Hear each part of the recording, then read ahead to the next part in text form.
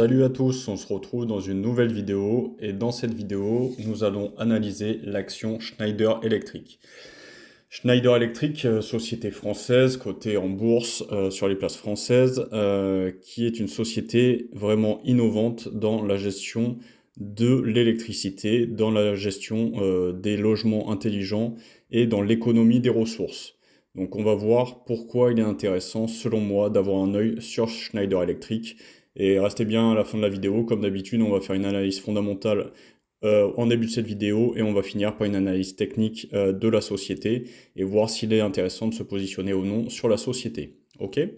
Donc là, on est directement sur le site de Schneider Electric France, hein. C'est une entreprise bien évidemment mondialisée, un gros groupe. Donc là, on est sur le site français. Donc vous voyez, petite publicité pour Schneider, hein. À chaque instant, nous donnons à chacun le pouvoir d'utiliser au mieux son énergie et ses ressources partout dans le monde. Ça inclut les particuliers et les sociétés. Donc vous voyez que leur mission, c'est d'être un partenaire numérique au service d'un monde plus durable. Donc on a un gros aspect d'énergie renouvelable et d'économie de l'électricité qui va être, on va le voir aussi à la fin sur quelques slides que je vous ai dégotés, avec l'IA notamment, les demandes en électricité vont littéralement exploser dans les années à venir. Donc vous voyez, il y a la notion de numérique pour plus d'efficacité, l'électrique pour la décarbonation, pour un monde plus durable, plus résilient. Ok. Donc là, vous avez 3 vidéos pour comprendre Schneider, vous pourrez les regarder si vous voulez, au niveau de votre stratégie et de votre analyse sur l'action. Je vais vous en montrer une juste après. Vous voyez qu'il y a le portfolio des logiciels qui est assez impressionnant au niveau de Schneider, la structure de la gouvernance, etc.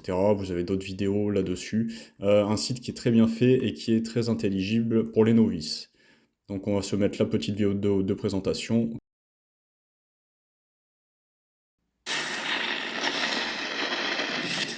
We have been living in an age of fire. Since harnessing its power, it has fueled our evolution. But it came at a cost. It's time to decarbonize. It's time to evolve to a new electric world. It's time for a change of mentality. Let's look at electricity through a digital lens and let them bring out the best in each other. When electric meets digital, it gives us new ways of thinking about it, new ways of distributing it, new ways of saving it. Energy becomes visible, connected, smarter, and more controlled. It becomes Electricity 4.0. Electricity 4.0 works for you and with you. It delivers more and wastes less. It helps companies and individuals operate more efficiently, more successfully. It helps our planet become more resilient. A new, all-electric, all-digital world. The future is simply electricity for zero. Zero waste, zero emissions, zero carbon. Electricity 4.0. Donc ensuite, après cette petite vidéo, on va se rendre sur le site que vous connaissez bien maintenant, CP Wall Street, pour analyser un peu plus en profondeur Schneider Electric et voir l'intérêt de cette action. Donc vous voyez qu'on a une action qui s'engage dans l'activité de gestion d'énergie, d'automatisation industrielle à l'échelle mondiale. Au niveau de sa value, on considère qu'on est à un bon prix au niveau de l'action, hein, parce qu'elle est à 1 sur 6, donc elle est à un prix qui doit être le sien actuellement, autour des 238 €. Le futur est plutôt bien vu, plus que le passé concernant cette action, parce que tout simplement on va avoir un besoin croissant au niveau de la mondialisation d'énergie électrique et de l'utilité de savoir l'économiser et de ne pas la gâcher, cette énergie. Le passé qui était moyen au niveau des 5 dernières années, mais en corrélation avec ses activités, hein. La santé financière de la société qui est très bonne, on a un 5 sur 6, et le dividende de la société qui est correct, hein, avec un 4 sur 6, elle verse un bon dividende. Au niveau de ce qui va nous intéresser, les rentrées d'argent de la société, comment Schneider Electric fait rentrer de l'argent. Donc ça va être la gestion de l'énergie, donc pour 29,22 milliards d'euros. Et ensuite, vous avez l'automobile industrielle, donc notamment tout ce qui est voiture électrique, etc. Pour un revenu global de 36,44 milliards d'euros au niveau du revenu de Schneider. Vous avez le coût des ventes qui représente 21,02 milliards d'euros, une marge brute pour le groupe de 15,42 milliards d'euros. Des dépenses qui coûtent forcément assez cher, hein, 11,56 milliards au niveau de la société, en recherche et développement, l'administration, les dépenses générales de la société, l'exploitation, hors exploitation, autres, pour un gain de la société de 3,86 milliards d'euros. Donc ce qui est quand même assez important pour ce groupe. Au niveau de son dividende, comme on l'a dit, la société verse un dividende de 3,5 euros par action versé au mois de mai. Qui est pérenne, hein, dans le temps, et vous avez un dividende qui est croissant au fur et à mesure des années. On va se positionner un peu plus au niveau de ses résultats annuels et de son résultat net. Donc vous voyez le cours actuel de Schneider, 239 euros. On analysera un peu plus le graphique plus tard. Donc vous voyez qu'on a eu un gros gap baissier il y a quelques temps, avec de forts volumes. Et au niveau de son rendement au niveau de son chiffre d'affaires et de son bénéfice net, vous voyez qu'on est quand même sur un groupe qui a une croissance qui a explosé depuis 2021, qui est assez linéaire dans le bon sens du terme, hein, linéaire en croissance. On avait un chiffre d'affaires de 24,46 milliards en 2016. En 2023, on attend 35,90 milliards. Et le résultat net du groupe, pareil, il est en croissance, hein. En 2016, on avait 1,75 milliard. Et vous avez en 2023, vous atteignez 4 milliards d'euros de chiffre d'affaires. Donc vous voyez que ça a été plus que doublé en l'espace de environ 7 années. Donc quelque chose qui est quand même vraiment intéressant sur ce groupe, à mon sens, c'est qu'on a vraiment une croissance, et vous allez voir qu'on va analyser l'action, que le prix de l'action a suivi cette croissance des bénéfices concernant l'action. Donc là, on est en journalier. Comme je vous l'avais dit, on a eu une forte baisse il y a quelques jours avec un gros gap baissier. Donc vous voyez qu'on a clôturé autour des 270 le 27 janvier. Et on a eu une ouverture à 253, donc moins 6,52% le lendemain. On est passé d'un RSI qui était suracheté à un RSI qui a troué les 50. Donc vraiment quelque chose d'assez important, et avec des volumes qui sont quand même assez imposants. Donc là, on a eu une reprise hier avec, pareil, ça a clôturé en dessous des bandes de Bollinger le 29, et on a eu une remontée à ce niveau-là sur le support des 237 euros. Donc qu'est-ce qu'on peut se dire à court terme? À court terme, moi je considère que ça pue un peu quand même, vu que si on considère qu'on a un support oblique comme ceci, avec quelque chose comme ceci. Donc vous voyez qu'on a une sorte de biseau ascendant au niveau du cours, et il serait totalement possible que là, ça ne soit qu'un rebond autour des 240-250, pour qu'on ait ensuite une nouvelle correction. Alors à savoir si ce support va tenir et qu'on reste au niveau des 236, ou si le support casse, qu'on retourne vers quelque chose d'un peu plus agressif au niveau des 200, voire aller chercher les 170. Donc ça, c'est quelque chose qui pourrait totalement arriver sur Schneider. Vous voyez que là, c'est vraiment un support long terme, et vraiment, je pense, très solide, hein, qui nous ramènerait aux alentours des 2022. Donc ça, c'est pas improbable, parce que vous avez eu quand même une augmentation, si on prend les précédents plus bas et le plus haut, de 150% en l'espace de 2-3 ans. Donc ce qui est quand même une belle marge. Après, si on fait un peu de retracement de Fibonacci en reprenant le plus bas, si on considère qu'il est ici, vous remontez, vous arrivez à ceci. Donc on pourrait tout à fait avoir un retracement autour des 38, des 50, voire des 61,80, qui nous donnerait pile poil ce support ici, autour des 167.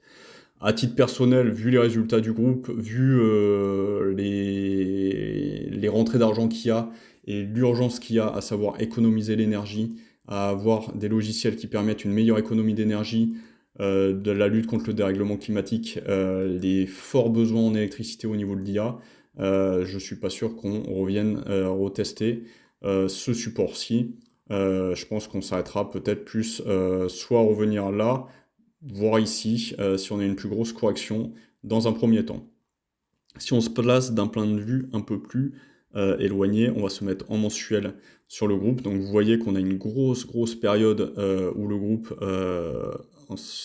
n'a rien fait, tout est relatif, il a vraiment commencé à avoir une explosion au niveau des années 2010. Donc 2010, on a cassé cette zone de neutralité, on l'avait réintégré ici, là on l'a vraiment cassé, on a fait le pullback ici, et depuis ces années 2010, l'action a tout simplement explosé. Un Schneider Electric qui s'est forgé une réputation de poids lourd dans le monde. Et vous voyez qu'on a eu une augmentation de 1710% sur les 15 dernières années. Là, au niveau, donc vous voyez, on est le 30 janvier, donc on est bientôt à la fin du mois. On a une grosse mèche haute au niveau de la bougie. Donc c'est quelque chose qui sent à court terme, on va dire, un peu plus mauvais. Donc si on prend la vraie dernière hausse, hop, on arriverait là-dessus. On pourrait tout à fait retracer autour des 50% de Fibonacci, donc autour des 200. Ça serait pas improbable pour Schneider. Vous voyez que à plus long terme, si on trace quelque chose comme ceci, donc vous arrivez à ceci, et là, hop, ça nous fait quelque chose comme ça. Donc vous avez une sorte de canal sur du très très long terme de canal. Donc, vous voyez, ça tape ici, ça reprend son souffle ici, ça va reprendre son souffle ici, ça va taper ici. Il y a des chances que ça vienne corriger. Voilà, autour des 200, je pense que c'est pas improbable qu'on ait un cours d'action qui fasse ceci. Alors, à voir si ça casse ce canal, qu'on aille chercher à ce niveau-là des 168, c'est possible. Ou alors, ça reste dans le canal et ça va aller rechercher encore plus haut, autour des 300 euros. C'est tout à fait possible pour une action comme Schneider. Si on l'aplatit un peu plus, ça déforme un peu moins le cours. Vous voyez que tant qu'on est dans ce canal, la société peut continuer, le cours de l'action, à évoluer dans ce canal. Si on casse ce canal par le bas, je pense que ce support-là sera excessivement important des 167. Et vu la qualité, on va dire, du groupe et les évolutions futures qui sont attendues, que ce soit en termes d'écologie, en termes d'innovation, en termes de besoin d'électricité pour l'être humain, je pense que ce support devrait majoritairement tenir pour une action comme Schneider Electric. Ensuite, je voulais vous montrer quelques slides que je vous ai dégotés concernant l'électricité. Donc l'électricité, c'est ce qui est important pour Schneider Electric. Je vais vous faire un petit résumé de Schneider Electric.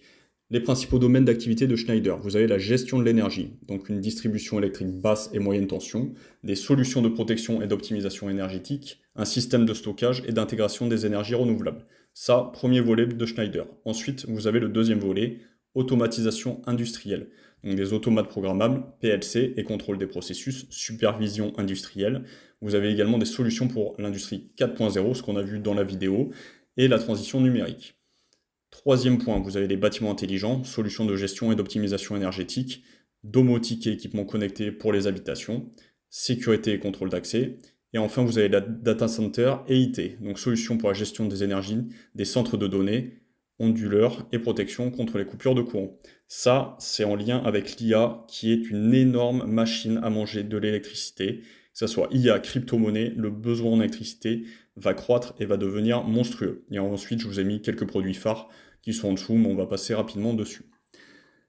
La seconde slide que je voulais vous montrer, c'était concernant l'électricité. Donc vous voyez que vous avez la consommation d'électricité de grands pays, hein. Vous voyez le Nigeria, l'Irlande, la Serbie, et je voulais vous montrer que les mastodontes US consomment plus que certains pays. Vous voyez Google et Microsoft, ils consomment plus d'électricité que la Jordanie, l'Islande, le Ghana, Puerto Rico, la Croatie. Vous voyez que Meta est en dessous, Apple, mais c'est vraiment pour vous dire que des sociétés avec leur data center consomment plus d'énergie que des pays entiers. C'est quand même assez fou et je voulais vous le montrer. Donc ça, vous l'avez sur le site Visual Capitalist.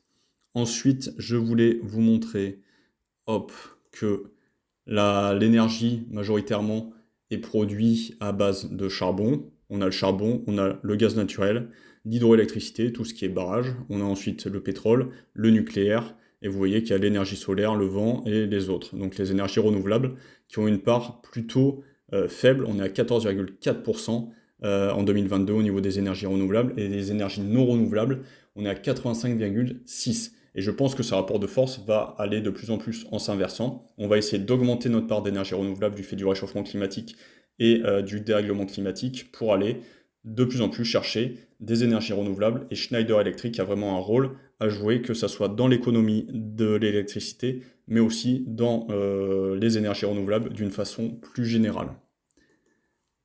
Une autre slide que je voulais vous montrer, c'est voilà, qu'on commence petit à petit quand même à aller vers des énergies renouvelables. Vous voyez que c'est le trait bleu. Depuis les années 2010, qui coïncide avec la croissance, on va dire, de Schneider Electric, vous avez cette ligne bleue qui augmente, tandis que les autres, charbon, gaz, pétrole, baissent légèrement. Certes, c'est légèrement, vu la part qu'elles avaient et qu'elles ont toujours dans notre économie et dans notre monde industrialisé. Et la dernière slide que je voulais vous montrer, c'était la consommation si je vous dis pas de bêtises, c'est Microsoft, avec notamment OpenAI. Vous avez l'évolution de la consommation électrique de Microsoft qui a doublé. On est passé en 2020 de 11 TWh à 24 TWh, plus que doublé. Donc on va vraiment vers une explosion des besoins en électricité. Et je pense sincèrement qu'une société comme Schneider Electric, avec ses logiciels, avec son savoir-faire, peut générer de gros revenus en apportant des solutions aux sociétés et aux particuliers d'une façon générale. Donc pour résumer, Schneider Electric, pour moi, très belle société. On a eu un gros gap avec une baisse, on est un peu entre deux eaux. J'attendrai un peu pour me positionner à titre personnel, mais c'est vraiment, selon moi, une très très belle société. Et je pense que dans les années à venir, elle tirera son épingle du jeu. Voilà, n'hésitez pas à liker, à vous abonner. On vient de dépasser les 500 abonnés, ça me touche vraiment. Merci à tous ceux qui sont abonnés. Merci à ceux qui vont s'abonner également. J'espère que cette vidéo vous a plu et que je vous apporte de la plus-value dans les analyses. N'hésitez pas du coup à liker, à vous abonner, à me laisser un commentaire pour bien référencer la vidéo. Prenez soin de vous et je vous dis à plus dans une prochaine vidéo. Salut!